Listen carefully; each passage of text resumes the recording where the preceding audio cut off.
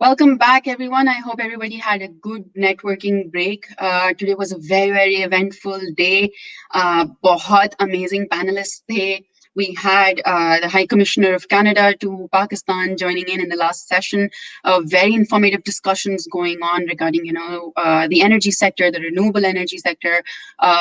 We previously had researchers from Cambridge speaking in, talking about the post-pandemic STEM challenges that we have in Pakistan and how do we need to pivot to learning skills that are now more relevant to a post-pandemic world, but not just a post-pandemic world, but also what implies as the future of work right now. As the name of this event is STEM Forward 2020. Let me quickly give you a background of what STEM entails. STEM is science, technology, engineering, and math. And that is basically all that forms a foundation of what we can expect in the world to come. One of our most amazing sponsors for this, whose support has made this event possible, is Contour Software Pvt. Limited. We're very grateful for all the support and encouragement that we receive from such organizations. These are the people who enable us to stand our ground and actually make a difference. For this spotlight session right now, we have the Managing Director of Contour Software, Mr. Bilal Mahmood. Assalamu alaikum, Bilal Saab. How are you? Assalamu alaikum. Great to be here. So let me quickly give you an introduction, although I think this is too short of an introduction to do you justice. But Bilal Mahmood is the Managing Director of Contour Software, which is a subsidiary of the Constellation Software Incorporated. Bilal started his career at a company based in Markham, Ontario, after attaining his software engineering degree from McMaster University.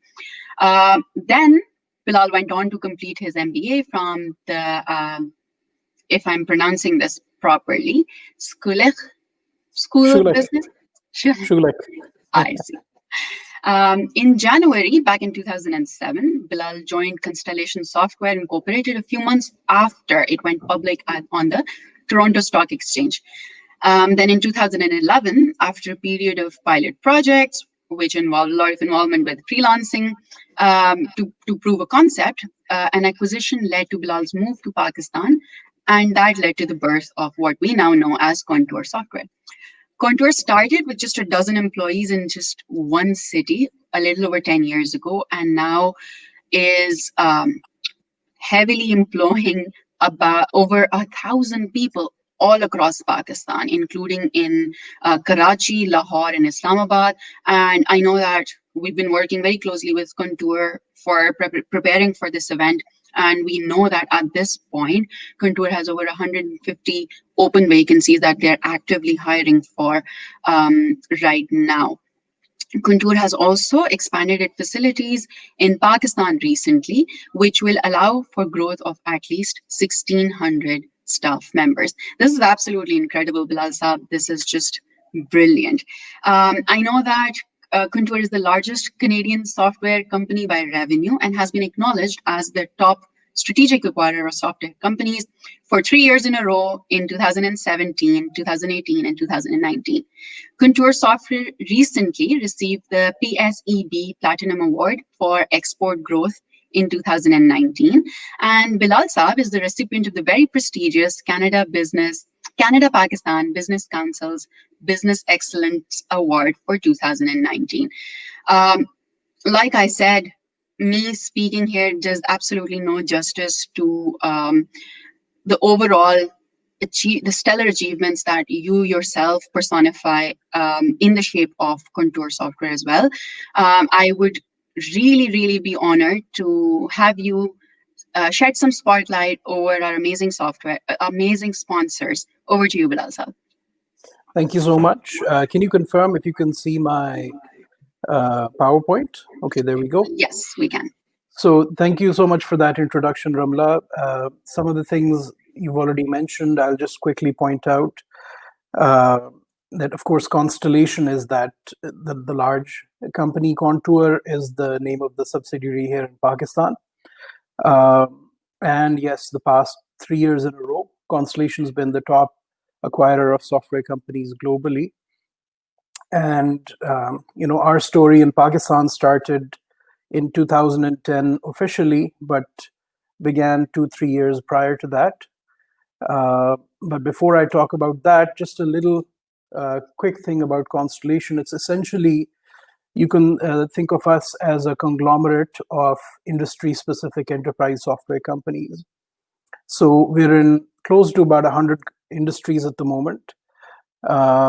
There's well over 500 previously independent software companies that are now part of the Constellation umbrella. The employees and staff are located in over 100 countries.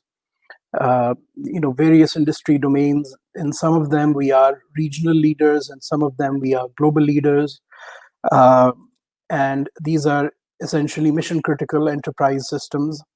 And these are products. So, hundreds, at times, more than 1,000 companies will be running on the product. And that's where we have our one-to-many sort of business model, which allows for the sort of systems that allow companies to manage their businesses in an efficient manner. And in terms of Pakistan, it's a series of events that happened, and 3 times, different things happened that pointed to Karachi. First, before I joined the company, they had outsourced a project to a company based in Karachi. Then we did due diligence of a company which had a small office in Karachi, which we almost acquired, and then eventually, and then based on that, of course, I got to do some pilot projects using freelance contractors from here to prove the concept to the parent company. And eventually we did an acquisition where that allowed us to actually start here, because that acquisition, although it was UK based, they had about a dozen people in Karachi. And from there, the story started. And eventually we were able to grow to Lahore and then eventually Islamabad. So, and this is it's a different company compared to companies of this size, generally speaking. We're a highly distributed multi-brand organization, well over 500 brands under one umbrella, as opposed to, the sort of company that would have a monolithic single well-known brand. But in terms of, what we've done in Pakistan, we started very small, 12, 13 people. It was all men. So it started with cricket. But of course, we did our best to evolve things to cater to a much broader audience. And as we've grown and evolved, we've evolved not just the fun and games, but also the benefits side of what we're providing to the staff. It's a little bit of a chicken and egg situation when trying to diversify your workforce. You want to do what's right for the staff you have, but you also want to do a more diverse group of employees. And our entire model is about hiring good people and being able to retain them, essentially, ideally for life. So this is a big part of what we do. What has also been something that's become more and more a part of life at Contour is the learning and growth opportunities. We were serving 2, 3, 4, 5, 6, 7 divisions. And today we've got staff for about 150 Constellation departments under one umbrella in Pakistan. And so the amount of learning and growth opportunities between these divisions, as long as they have staff in Pakistan, we've become an enabler for that sort of knowledge sharing, and we have especially incentivized and recognized the learning between these teams. It's an important part of the experience at Contour. But an equally important part of it is the fact that the people that our staff get to work with are people with 20, 30, 35 years of experience, located in these mature markets where the customers happen to be. And more as we've grown, that interaction, of course, the virtual interaction's always been there, but more and more as we've grown, that in-person interaction has become more and more a reality that we have uh, made use of, and it's allowed us to provide not just a better uh, enriching environment or experience for our staff, but more importantly, drive the sort of results which become a self-fulfilling cycle. That success breeds more requirements, and as long as you're able to evolve your recipe while also executing it, you're able to get the growth that we're seeing today. So this is just quick sense of in the current the pictures on the top left and the bottom top right and bottom left are of course pre-pandemic, and then in the middle you have the odd situation where some people are coming to the office for a one-off event or for some other purpose. So you see the masks. About 75% of our staff are currently working from home on any given day, which is the same, across Karachi, Lahore, Islamabad at any given day. So it's a balance we're striking between providing people the option if they have productivity or infrastructure issues at home, or they want to do a little bit of a mix between getting a couple of days of productivity while also working from home more often than not. And then those that are working just fine, they're able to just continue mostly from home until we ride out this situation. And I was happy to hear that Wendy Gilmore was on earlier today. There you see her inaugurating our new Islamabad campus, I think about a month and a half ago. So just a little bit of a timeline at the top. We got approval for Lahore 2014. At the end of 2013, we started it really. And 2018, again, towards the end of 2018, we were able to start Islamabad. One of the things I'm most proud of is the fact that more than half of the original 13 folks from 10 and a half years ago are still with us today. And broadly speaking, I would say that's the key reason for our success, that we've been able to bring people in who were good and also were able to keep them with us for the long haul. And we grew by 200 people in 2019 calendar year. We're poised to grow by about 300 this calendar year. And as Ramla mentioned, we've got well over 150 open positions. We're filling about 9-10 a week. We can't fill fast enough. If we could fill 20 a week, we would prefer that. And again, the sort of clients that these products are running on, that's part of what makes a difference. The people onshore that you get to work with 20, 30 years of experience, but also these products that are truly enterprise grade, serving very sophisticated requirements, and the maintainability, extensibility, robustness, large enterprise data management aspects that you wouldn't get to sort of tackle if there were smaller projects that you're working on. So that's where you really the quality of the experience, at least when we talk about software engineers, for example, but even whether it's M&A, whether it's finance, the best practices that are employed and that people get to work with are a key part of the experience of working at Constellation. And especially now that we've got more than 150 departments that have staff here, the opportunity to move from one division or department to another, and that sort of varied opportunity to get different flavors as well as professional growth. That's, I think, another element of what we're able to offer to you. Over to you, Ramla.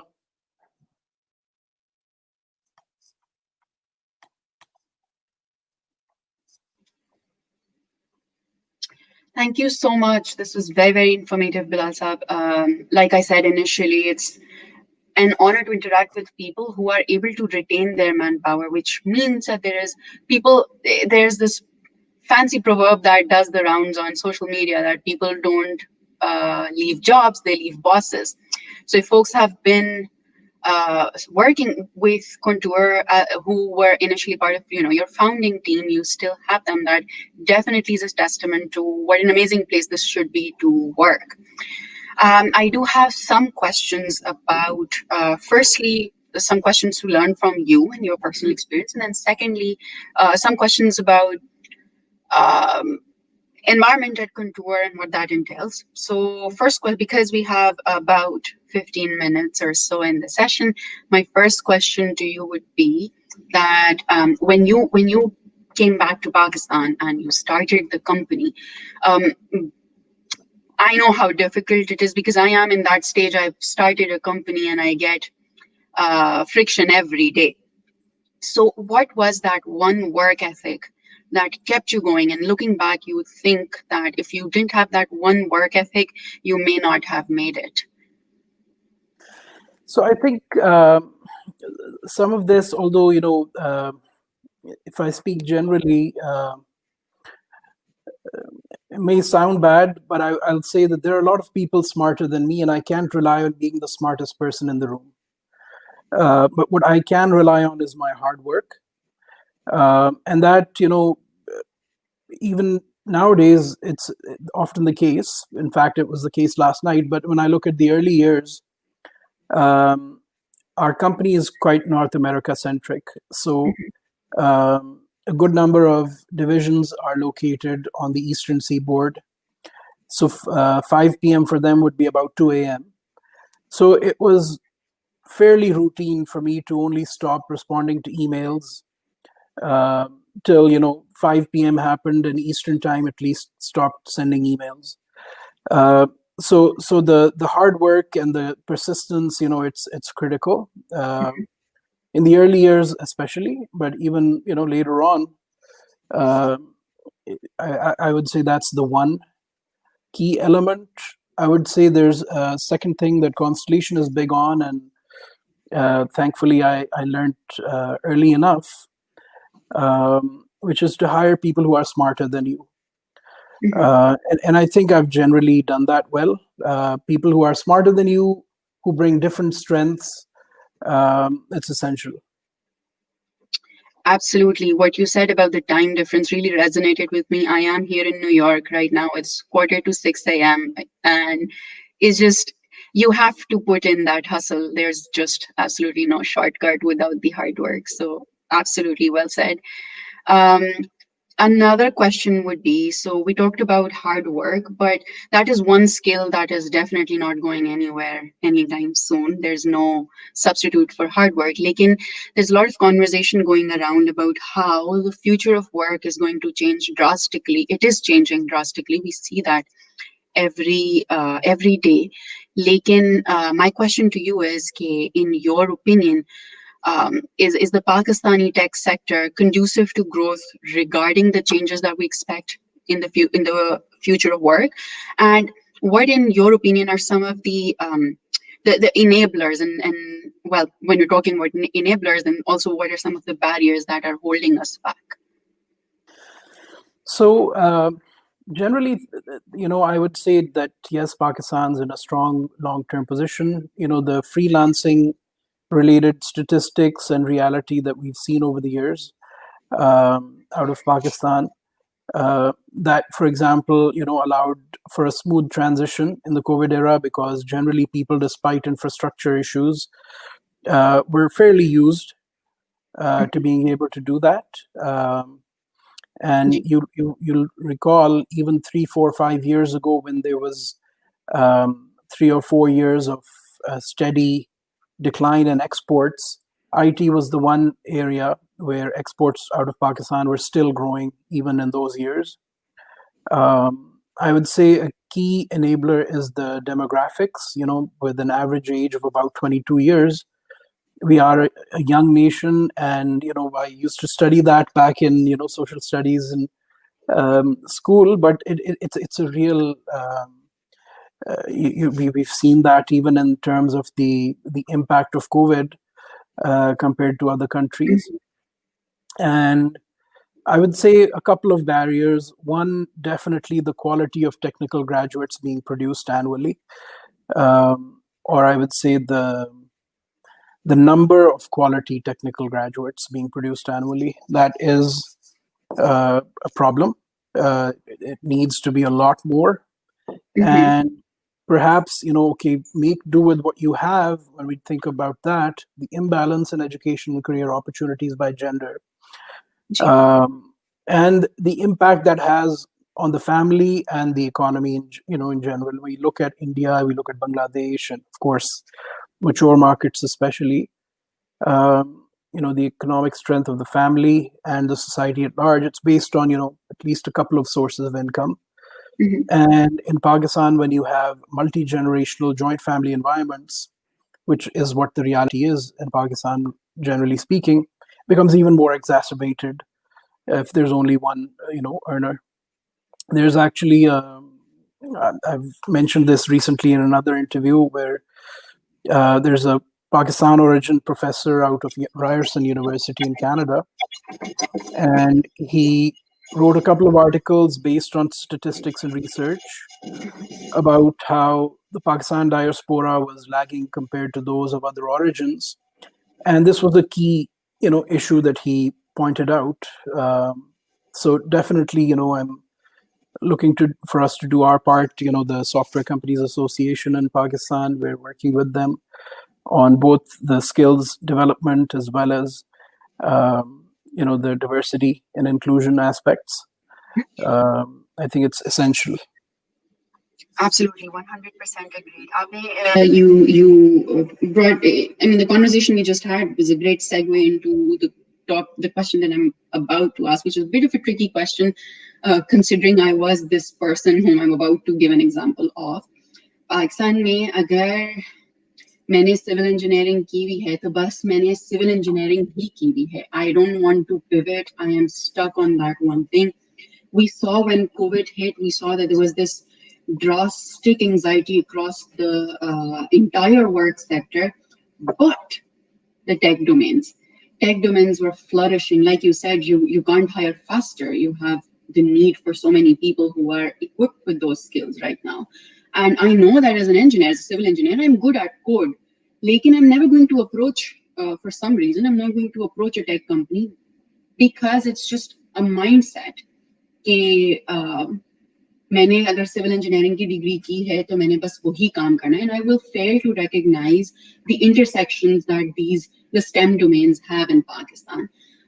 What would you say to such people who are still failing to grasp onto how quickly the world is changing, and why not use the skills that we already have? Because as engineers, as technologists, we already have these calculative tendencies that are good for the tech sector.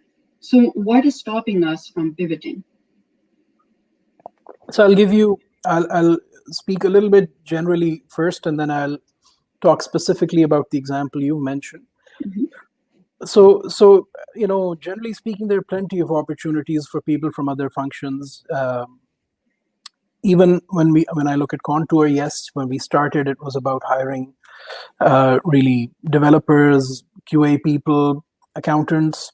But the more we've become general purpose global center for the company, we have lawyers here, we have accountants, we have marketing people who are working from here, fully embedded into the business units or corporate departments located elsewhere to support the technology side of the business.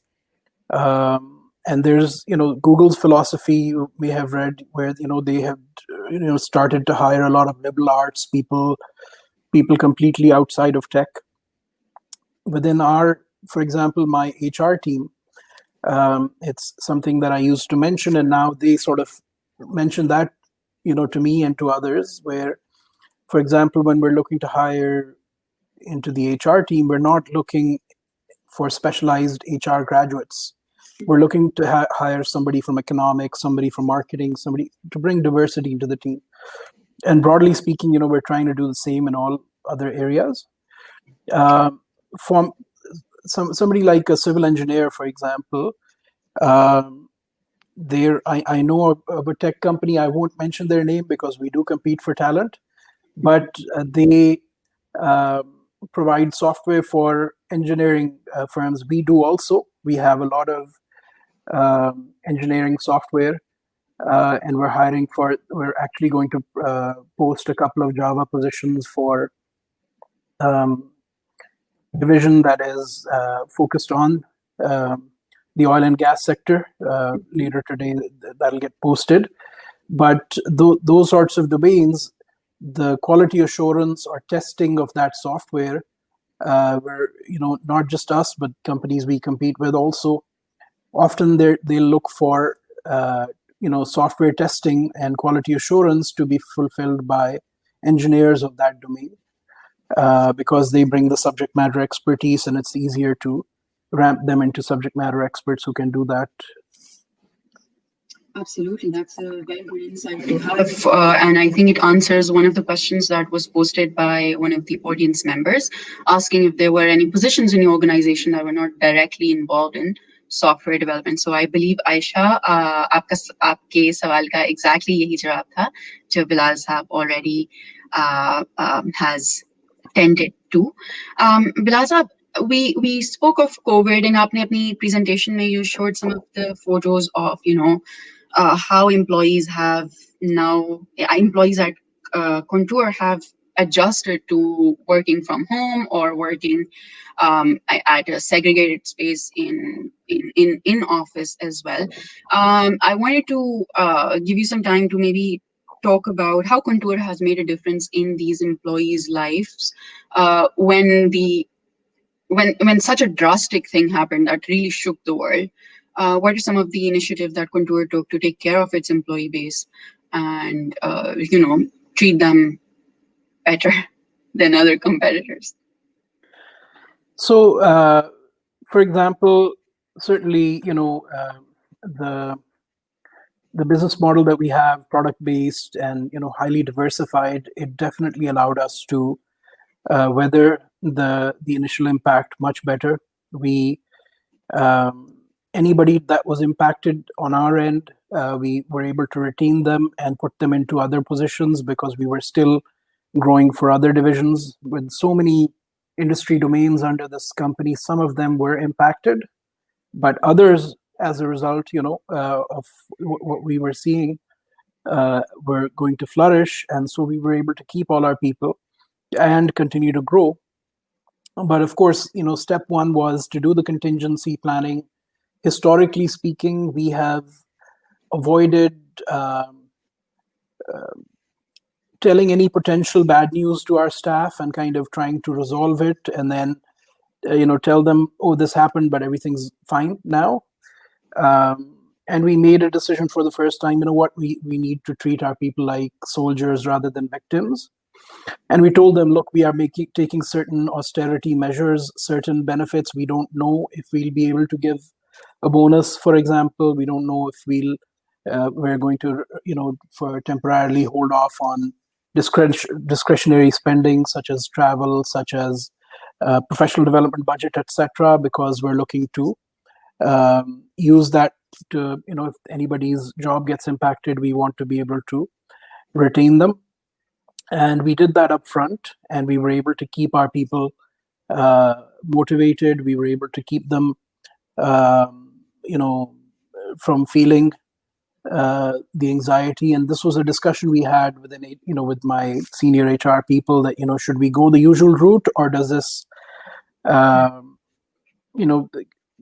is the situation such that it's better we, be upfront, mention that, look, we're going to take these steps, and this is why we're doing it, and the idea is to, so we can keep everybody's positions and not have them impacted. And that worked well. I think people were able to have at least one less worry. We told them, immediately we put SOPs into place. We in at least one city we are the equipment we historically had was more desktop machines, for example, so we had to take some measures quickly.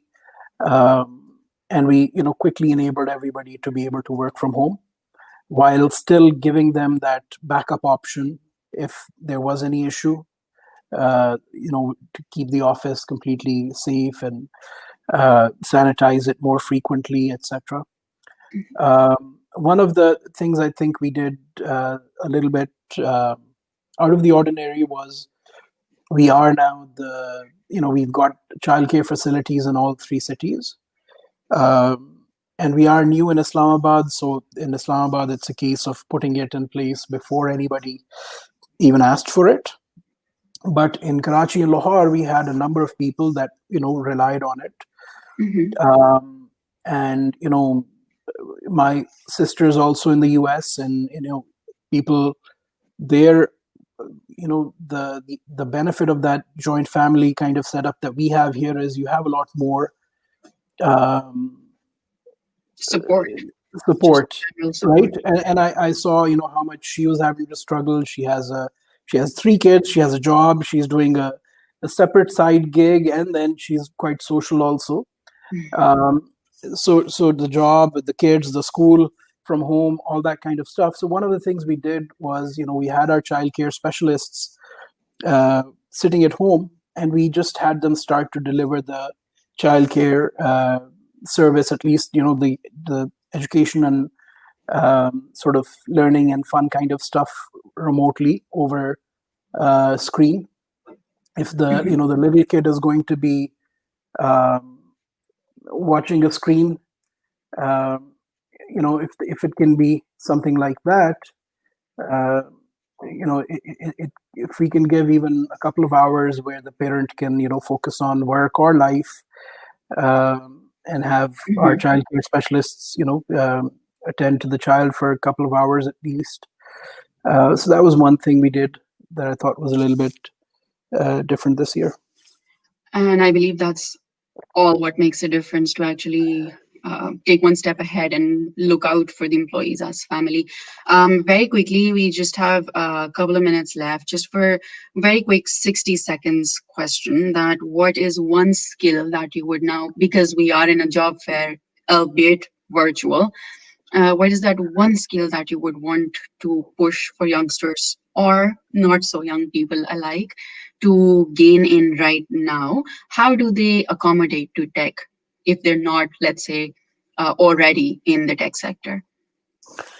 So we're already working with, for example, the Code Girls program, which is all about taking people that don't have technical education, hopefully they have some other education, and upskilling them. There are big companies like Google that have made that statement that you don't need to have a computer science or software engineering degree to be able to learn coding, and you can be successful. So I would say, hard to say one. I would say, JavaScript, test automation, cloud tech.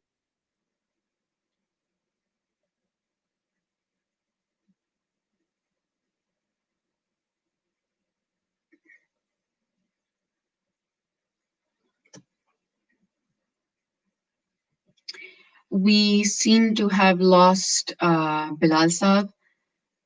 But just to quickly summarize what he said, it's JavaScript, cloud automation, and one more thing that I forgot. But these are actually the skills of the future that you need to get to learn now. That's how you can accommodate into tech. And to all the people watching, if you're not within tech already, that's fine. Don't get scared or intimidated.